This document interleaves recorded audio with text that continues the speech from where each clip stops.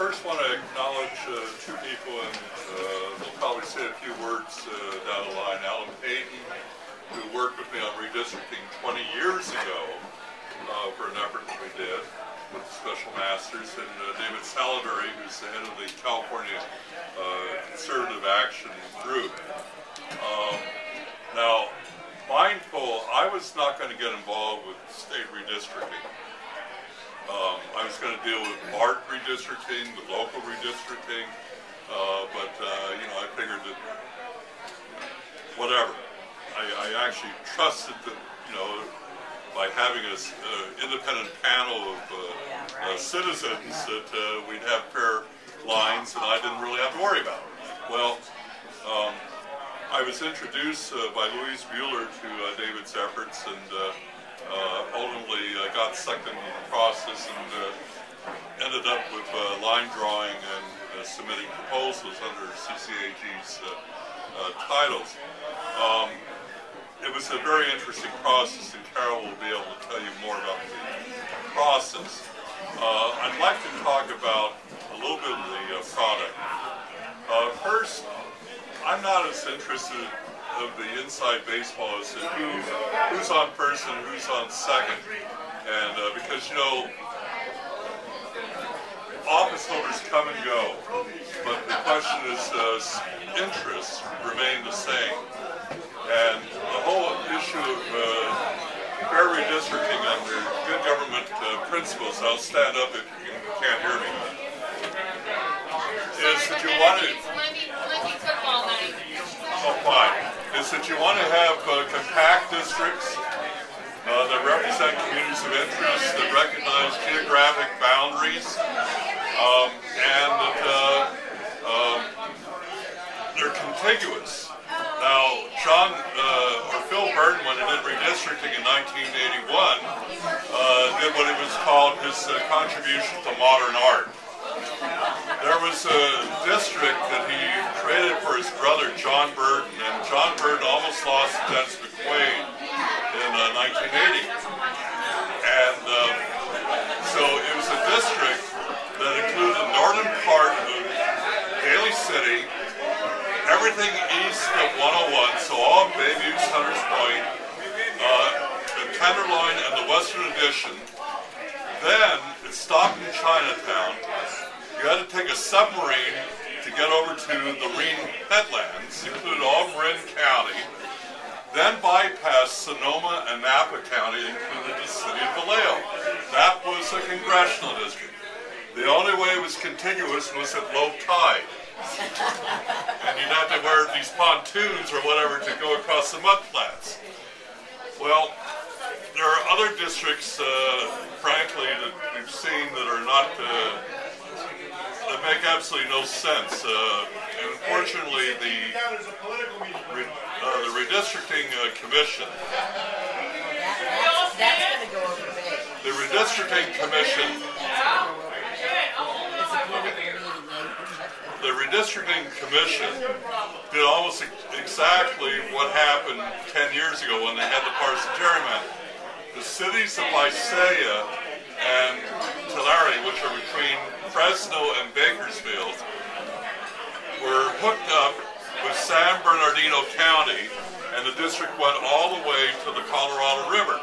Well, I don't know any commonality of interest, because I know that Los Angeles gets Colorado River water, but not Tulare and Visalia, which are right in the middle of the San Joaquin Valley.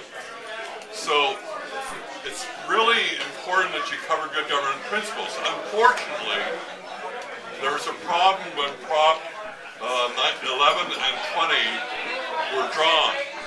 And I must tell you, I've worked on redistricting reform for 30 years, and for the first time, I just simply followed the, you know, the advice of others, and they said, well, trust me, you know, just vote for the thing. And I didn't even read the thing. If I had read it, I would have had major qualms. Because instead of looking at equal population and the Voting Rights Act and districts being contiguous and compact and communities of interest and nesting, they prioritized it. So equal population was first, but the Voting Rights Act was second. So normally, when you did redistricting, you started in Del Norte County in the northwest on the Oregon border and went down to Imperial County in Yuma across the river, and you developed districts along that basis. They started their districts in Yuma County, Merced County, Kings County, and Monterey County, and then filled in the rest of the state around it. I can guarantee you that that almost ensured that there wouldn't be any of the other criteria of compactness or continuity or what have you would be included in that. Nesting went out the window. Only 3 of the 40 Senate districts are nested. Nesting is where you put 2 assembly districts into a Senate district. And they did it in the special masters effort 20 years ago. All 80 assembly districts were nested in 40 Senate districts. Only 3 of 40 were nested this time. So, and getting back to the issue of drawing lines and re-precincting, if you nest, that's one less district you have to worry about, less splitting of the counties. And it's a good government principle, but they violated it 93%. So, what Larry gave you sort of the inside baseball approach on this. What I would say is that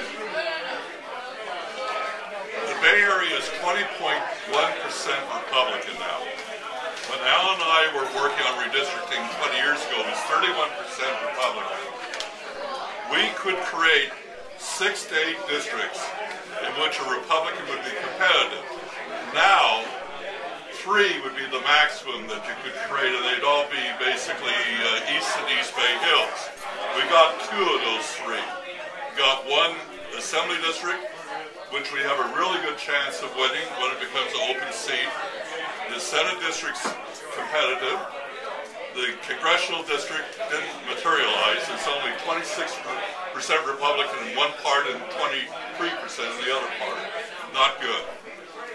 You normally need, in an open seat, given the number of, it used to be the rule of thumb was that you had to have a district that was 38% Republican to be able to elect someone in an open seat.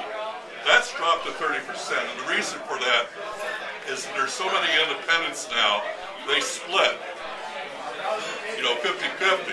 So you don't need to have the same percentage of Republicans that you used to. Nevertheless, we only have 2 districts out of roughly 30 that were drawn for the Bay Area that are over 30% Republican. Which are those? Well, they're again the Senate district east of the East Bay Hills and the Assembly district east of the East Bay Hills. And there's one more, Chris. Another 30? The congressional district from Antioch East. Oh, that is correct. King County. Yeah, the Antioch. No, we don't count that, but I do count the Garamendi seat. Is that the one we're talking about? The McNerney seat. The McNerney seat. District 9. Oh, okay. 36% Republican. But the problem is that the Bay Area is only about 20% of that. So in all likelihood, it won't be someone from the Bay Area that's elected. The handout that I gave you is thanks to Louise Mueller, and he did a good job. Used the same methodology that I use.